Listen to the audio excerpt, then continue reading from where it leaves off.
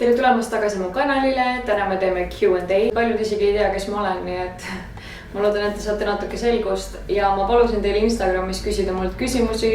Neid tuli nii palju, nagu üle 150 ja päris paljud kordusid, nii et ma kõigepealt võtsin need, mis on nagu kõige populaarsemad.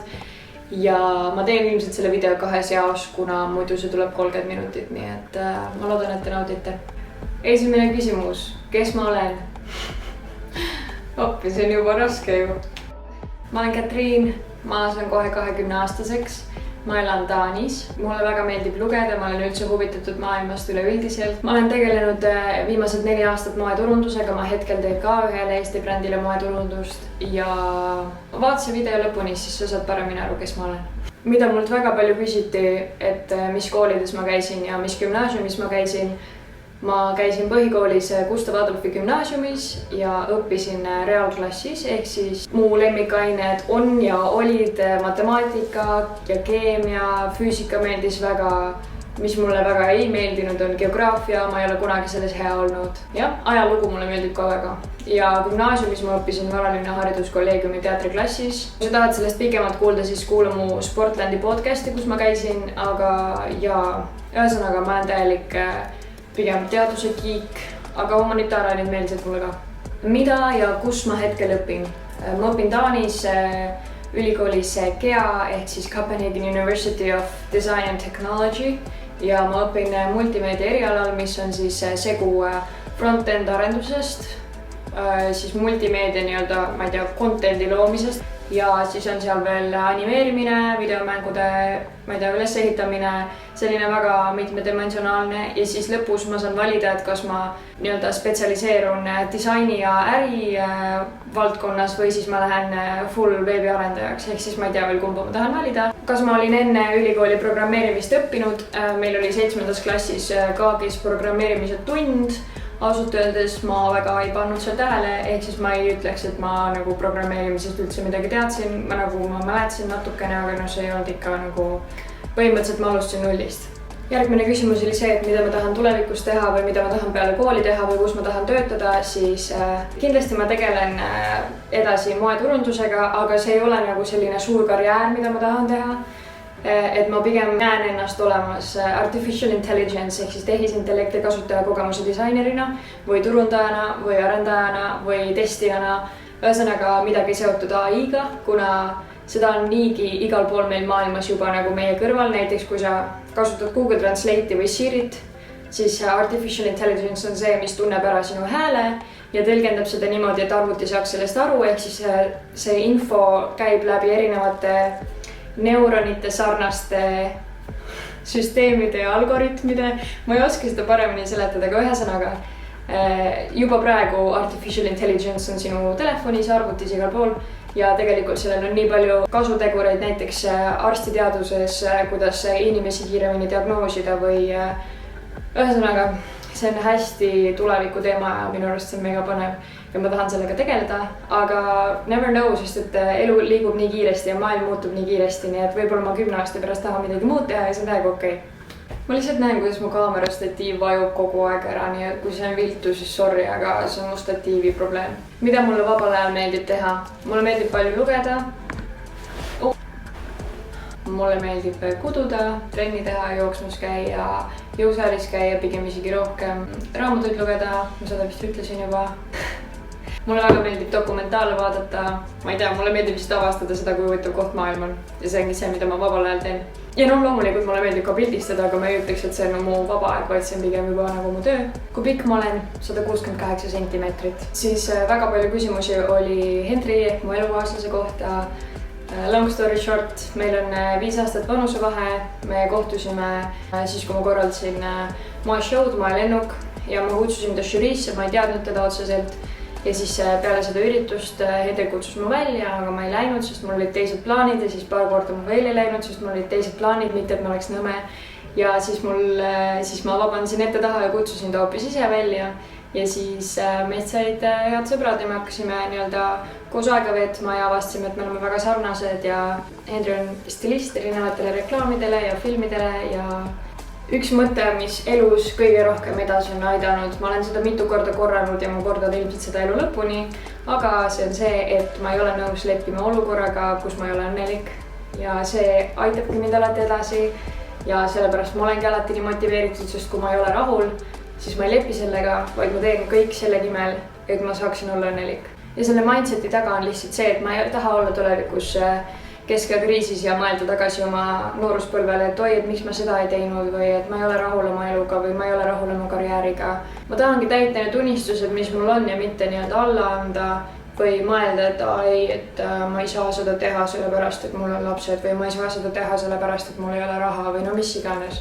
Ühesõnaga, miks me otsustasime korterikaaslase võtta ja kuidas meil temaga klapp on? Me otsustasime korterikaaslase võtta sellepärast, et esiteks Taanis on korter nii kallis, 2000 €, kahe peale seda maksta 1000 € näkku on väga palju. Seega me mõtlesime, et me võtame endale korterikaaslase, kuna see on odavam natukene. Ja pealegi on see ka tore, et sul on veel üks sõber kodus, kellega sa saad aega veeta ja meie klapp on üli hea. Kaarel on ta nimi, õpib magistris inseneriks või materjaliinseneriks. Ma ei tea, kas see on õige viis seda öelda.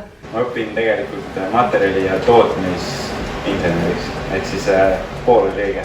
Ehk siis ta on meie korteri ajud. Kaarel on mega tore. Korterikaaslase puhul ongi tähtis see, et näiteks teie koristamisharjumused oleks samad ja teie nii-öelda isikliku aja veetmise nagu põhimõtted oleks samad, mis meil on, mis on väga tore. Mida väärtustan enim? Ka ausust. See on minu jaoks A ja O. Kui seda ei ole, siis nõuanded gümnaasiumi kuldmedaliga lõpetamiseks või kuidas gümnaasiumist hea vaimse tervisega välja tulla? Oi, see on hea küsimus. Jah, ma lõpetasin gümnaasiumi kuldmedaliga. Kui sa tahad minna Eesti ülikooli, siis ma ütleks, et kuldmedal on täiesti mõttetu. Nagu tänapäeval sellel ei ole nagu erilist väärtust. Ma isegi saanud kutset Roosiaia vastuvõtule, nii et ma isegi saanud presidenti näha, et temaga mingisugust tuleviku teemat arutada. Kuldmedal annab Eestis ainult vist Tartu Ülikooli sisseastumiskatsetel 3 punkti. Nagu see ei aita väga kuhugi.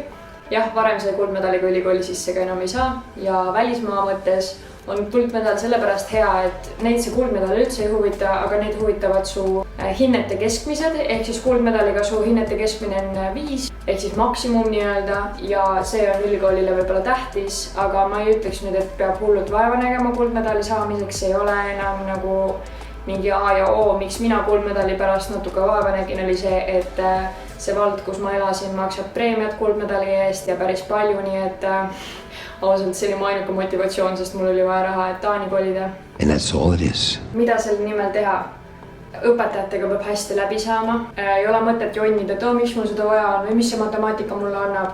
Kool on selleks, et aju arendada, mitte selleks, et sa saaksid Pythagorase teoreemi tulevikus rakendada saia küpsetamisel, eks ole, nii et jah, ma ei tea, minu arust peab lihtsalt olema see mentaliteet, et ma ei tulnud siia tuupima, vaid mind päriselt huvitavad need õppeained ja need teemad, millest õpetajad räägivad ja ma austan neid kui inimesi ja läbi selle juba saada paremaid hindeid koolis on väga lihtne. Kui te tahate, et ma teeks gümnaasiumi ja põhikooli nippide kohta eraldi videod, siis kirjutage mulle. Igakuine summa või protsent, mida ma säästan. Kui ma elasin Eestis, siis ma arvutasin seda niimoodi, et õigemini ma ei arvutanud seda, vaid see oli minu jaoks väga lihtne. Minu sissetulekud, sellest läheb maha minu kulud toidu peale, mis oli 150 €, üle selle ma ei lubanud endal kulutada, sest et see on väga normaalne eelarve selle jaoks. Siis sealt läks maha korteri üür või siis kui ma elasin kodus, siis ei läinud isegi see maha 100 € iseenda jaoks, ehk siis ma ei tea, juuksuris käimine, riided, meik, apteek, kõik sellised asjad, umbes 100 € ja kõik ülejäänud läkski säästudeks. Ehk siis see olenes, kas ma võisin kuus panna säästudeks 100 €, 300 € või 1200 €, never know. Ehk siis see väga olenes ja ma ei saanudki selle pärast konkreetselt protsenti anda, kuna ma ei saa nagu püsivat sissetulekut, eriti veel nendelt sotsiaalmeediatöödelt. Aga nüüd tuli ka väga palju raha kogumise küsimusi. Ma arvan, ma teen siis selle kohta eraldi video. Nii palju nii-öelda sissejuhatuseks öelda, et ma viimase aastaga panin kõrvale umbes 5000 €. Ehk siis 90% sellest 5000 €, mis ma aasta jooksul teenisin, ongi modellinduse ja sotsiaalmeedia sissetulekud. ja ülejäänud on siuksed nagu random tööotsad või siis vanemate toetus või midagi sellist. Ma teen sellest äkki eraldi video, sest et tegelikult mul on päris palju nippe sellest, kuidas panna nii palju raha kõrvale. Siis tuli küsimusi väga palju koduigatsuse, kohanemise, pere ja sõpradest eemaloleku kohta. Kui ma olen aus, siis ma ei jää kinni inimestesse ja asjadesse. Ehk siis kui mul katkeb mingisugune sõprus inimesega või ma ei suhtle enam nii tihedalt, siis ma olengi selline inimene, et ma ei jää sinna kinni, vaid ma lähen eluga edasi ja see ei ole mitte sellepärast, et ma olen kuidagi nagu hoolimatu, vaid ma ei olegi kunagi nagu tundnud, et miski mind kuidagi nagu hoiab kinni või pärsib või ma ei tea, et mul tegelikult ei ole absoluutselt igatsust, mis on väga imelik. Aga ma ei igatse siukseid asju kunagi, ma ei olegi kunagi igatsenud. Ma ei ole see inimene, kes iga päev räägib oma sõprade või vanematega, sest et ma olen lihtsalt, olengi väga iseseisev inimene, iseloomult. Ma lihtsalt iganädalaselt FaceTime'in oma perega või oma emaga ja samamoodi oma sõpradega. Mulle meeldib, kui mu ümberkeskkond muutub, ma täiega kaifin seda. Kui gümnaasium lõppes, inimesed nutsid ja neil oli kahju ja ma ei tundnud nagu ühtegi emotsiooni, sest et elu on selline, ma teadsin, et see tuleb, ma teadsin, et see saab läbi, elu läheb edasi, et ma ei tea.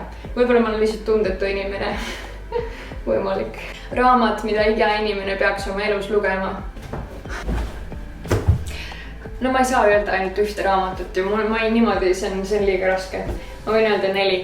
Et tegelikult neid on veel, aga lihtsalt need olid esimesed, mis mu raamatu riiulist silma jäid. Ühesõnaga, kindlasti, mis mu maailmapilti avardas väga palju, on Yuval Noah Harari 21 õppetundi 21. sajandiks. Ma lugesin seda inglise keeles, aga seda on ka eesti keeles.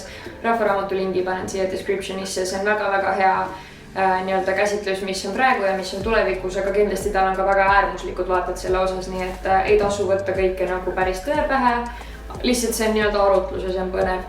Tekkelugu, kõiksuse, suur ajalugu, mis on David Christiani raamat. See on samamoodi siuksele uudishimulikule inimesele, keda huvitab maailm ja kuidas asjad töötavad. Brief seletus põhiasjadele ja täpselt samamoodi Stephen Hawking väikesed, lühikesed vastused suurtele küsimustele. Kõik lingid panen descriptionisse, aga see on täpselt samamoodi väga huvitav arutlus sellest, et mis üldse on universum ja maa ja kõik sellised asjad. Ja kindlasti, mida ma väga soovitan, on Matthew Walker Why We Sleep. See on peaaegu samaväärne kui piibel ja reaalselt iga inimene peaks selle läbi lugema selles osas, et see on nii tähtis teada, miks me magame, mis on selle füsioloogiline ja psühholoogiline aspekt, et miks seda on vaja teha ja mind see muutis väga ja seda austust, et ei tule teha neid all-nightereid ja ei tohi minna hilja magama ja nii edasi. Väärtus või hoiak, millel on koolist kaasa saanud. Kaagist ma sain kaasa uudishimu ja VHK-st ma sain kaasa alalhoidlikkuse. Juuksevärvi küsimused. Ma olen väga palju oma elus juukseid värvinud, eriti nagu pubekaeas. Et see on mu loomulik juuksevärv, mul ongi oranžid toonid juustes, ma ei ütle, et ma olen punapea, ma lihtsalt ütlengi, et ma olen ginger, aga mul on tegelikult juuksed värvitud nii-öelda nagu altpoolt natuke pruunimaks, kuna need põlekisid mul suvel täiega kollakaks ja mulle ei meeldinud see. Mingi 13-aastaselt ma värvisin ennast blondiks ja ma olin mitmeid aastaid järjest blond. Kui sa värvid punakaid juukseid, siis sa kahjustad tohutult neid juukseid, eriti veel blondeerides ja just, et ma sain aru, et see oli väga halb tegu ja siis ma hakkasin ennast nagu tumedamaks värvida, et ma saaksin tagasi oma loomuliku värvi. Ja küsimus, et mis on mu pikkade juuste saladus, siis jah, mul on väga pikad juuksed. Ma lõikasin tegelikult circa 1,5 aastat tagasi oma juuksed umbes nii lühikeseks, ehk siis pärast seda ma olen neid pikalt kasvatanud. Ma ei tee nendega lihtsalt väga mitte midagi, ma ei kasuta absoluutselt mingisuguseid juuksetooteid, ma kasutan balsamit, šampooni ja juukseõli, kõik. Ma ei pane sinna lakki, ma ei pane sinna mingit kräppi, nagu ma ei näe, et see oleks vajalik. Lõikan ise oma juuksed, sest Taanis on see väga kallis, aga peaks käima juukseõlis regulaarselt. Ma pesen neid maksimaalselt 2 korda nädalas, tavaliselt ainult kord nädalas, kuna mu juuste pesemise protsess lihtsalt on nii pikk. Ma pesen esiteks neid pool tundi ja siis need kuivavad 4 tundi. Ja see on lihtsalt tüütu ja ma olen natuke laisk ka, nii et ma ei tea, kas see on võib-olla mu pikkade juuste saladus, et ma lihtsalt ei näe nendega absoluutselt vaeva. et jah, ma ei oska öelda, nagu ma lihtsalt lasen neil olla ja ma ei näpi neid kogu aeg. Tähendab, ma editin seda videot ja see on juba väga pikk ja vaevalt te viitsite seda rohkem vaadata, nii et ma teen selle Q&A 2 osas ja ülejäänud küsimustele vastan järgmises või ülejärgmises või ma ei tea millal, ühesõnaga kunagi hiljem. Ja neid küsimusi on veel, nii et Hendri teeb töövestluseid, aga ja ühesõnaga thanks, et te mu videoid vaatate ja pange subscribe ja jälgige mu Instat ja thanks, et küsisite ja te olete ülinunnu, tšau!